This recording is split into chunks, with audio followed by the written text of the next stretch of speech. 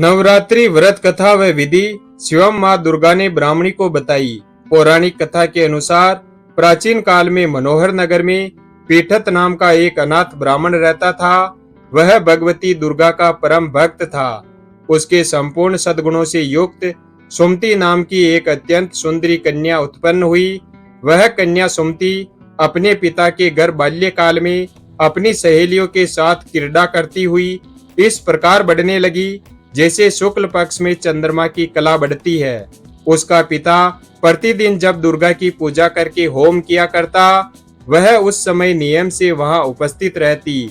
एक दिन सुमति अपनी सखियों के साथ खेल में लग गई और भगवती के पूजन में उपस्थित नहीं हुई।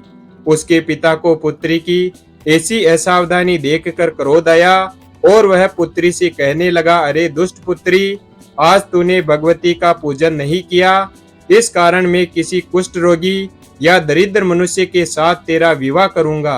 पिता का ऐसा वचन सुनकर सुमति को बड़ा दुख हुआ और पिता से कहने लगी, हे पिताजी, मैं आपकी कन्या हूँ तथा सब तरह से आपके अधीन हूँ। जैसी आपकी इच्छा हो वैसा ही करो। राजा से, कुष्ठी से, दरिद्र से अथवा जिसके साथ चाहो मेरा विवाह कर दो, पर होगा वही जो मेरे भाग्य में लिखा है। मेरा तो अटल विश्वास है, जो जैसा कर्म करता है उसको कर्मों के अनुसार वैसा ही फल प्राप्त होता है, क्योंकि कर्म करना मनुष्य के अधीन है पर फल देना ईश्वर के अधीन है। जैसे अग्नि में पड़ने से तृणादि उसको अधिक प्रदीप्त कर देते हैं, इस प्रकार कन्या के निर्भयता से कहे हुए वचन सुनकर उस ब्राह्मण ने क्रोधित होकर अपनी कन्या का विवाह एक कुष्ठी के साथ कर दिया और अत्यंत क्रोधित हो पुत्री से कहने लगा, हे पुत्री, अपने कर्म का फल भोगो। मैं देखता हूँ कि तुम भाग्य के भरोसे रहकर क्या करती हो। पिता के ऐसे कटु वचनों को सुनकर सुमति मन में विचार करने लगी, अहो, मेरा बड़ा दुर्भाग्य है जिससे मुझे ऐसा पति मिला। इस तरह अपने दुख का विचार करती हुई वह कन्या अपने पति के साथ वन में चली गई और डरावने कुशायुक्त उस निर्जन वन में उन्होंने वह रात बड़े कष्ट से व्यतीत की। उस गरीब लड़की की ऐसी दशा देखकर देवी भगवती ने पूर्व जन्म के पुण्य के प्रभाव से प्रकट होकर सुमति से कहा, हे दीन ब्राह्मणी, मैं तुझसे प्रसन्न हूँ, तुम जो चाहो सो वरदान मांग सकती हो। भगवती दुर्गा का यह वचन सुनकर ब्राह्मणी ने कहा, हे देवी, आप कौन हो, मुझे बताओ। ब्राह्मणी का ऐसा वचन सुनकर देवी ने कहा कि मैं आदिशक्ति भगवती हूँ और मैं ही ब्रह्म विद्या व सरस्वती हूँ।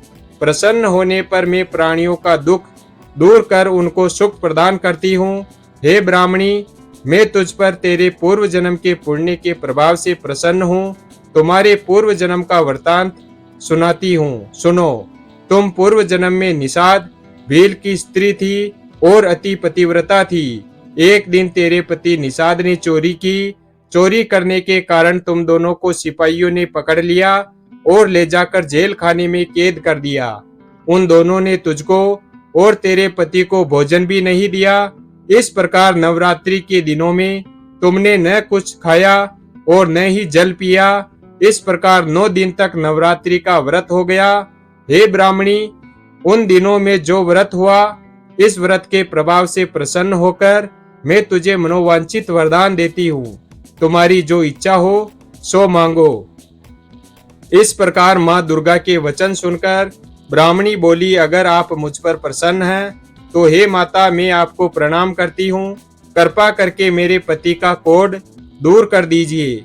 माँ दुर्गा ने कहा, उन दिनों तुमने जो व्रत किया था, उस व्रत का एक दिन का पुण्य तुम तुम्हारे पति का कोढ़ दूर करने के लिए अर्पण करो। उस पुण्य के प्रभाव से तुम्हारा पति कोढ़ से मुक्त हो जाएगा। इस प्रकार माँ भगवती के वचन सुनकर वह ब्राह्मणी बहुत प्रसन्न हुई और पति को निरोग करने की इच्छा से जब उसने तथास्तु ऐसा वचन कहा, तब उसके पति का शरीर भगवती दुर्गा की कृपा से कुष्ठ रोग से रहित होकर अति कांतिवान हो गया। वह ब्राह्मणी उसके पति की मनोहर देह को देखकर देवी की स्तुति करने लगी, हे दुर्गे, आप दुर्गति को दूर करने वाली, तीनों लोकों का संताप हरने वाली, समस्त दुखों को दूर करने वाली, रोगी मनुष्य को निरोग करने वाली, मनोवांछित वरदान देने वाली और दुष्टों का नाश करने वाली जगत की माता हो। हे अम्बे, मुझ निरपराध अबला को मेरे पिता ने कुष्ठी मनुष्य के साथ विवाह कर घर से निकाल दिया। पिता से तिरस्कृत निर्जन वन में विचर रही हूँ। आपने मेरा इस विपदा से उद्धार किया है। हे माँ भगवती, आपको मैं बारंबार प्रणाम करती हूँ, मेरी रक्षा करो। उस ब्राह्मणी की ऐसी स्तुति सुनकर माँ दुर्गा बहुत प्रसन्न हुई और ब्राह्मणी से कहा, हे ब्राह्मणी, तुम्हारे उदालय नामक बहुत ही बुद्धिमान, धनवान और कीर्तिवान पुत्र शीघ्र ही उत्पन्न होगा। ऐसा वरदान देकर देवी ने ब्राह्मणी से फिर कहा कि हे ब्राह्मणी, और जो कुछ तेरी इच्छा हो वह मांग लो।